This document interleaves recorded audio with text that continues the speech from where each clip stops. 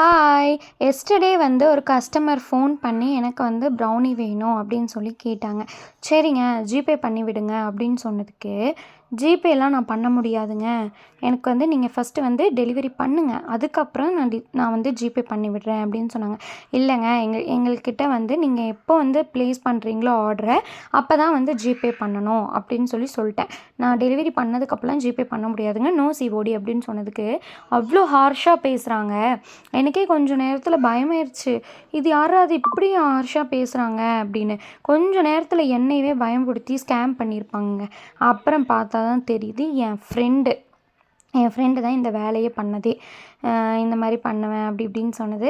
சரி ஓகே அது ஒரு ஃபன்னாக போயிடுச்சு. அடி பாவி என்னை ஏமாத்திட்டியே அப்படின்னு சொல்லிட்டு எனக்கும் கொஞ்சம் இதாக இருந்துச்சு. அப்புறம் ஜாலியாக தான் போச்சு. அப்புறம் சரின்னு அவங்களுக்கு தான் இந்த ப்ரௌனி வந்து ப்ரிப்பேர் பண்ணிகிட்ருக்கேன். கன்டினியூஷன் வீடியோ வந்து கண்டிப்பாக வரும் பாருங்கள்.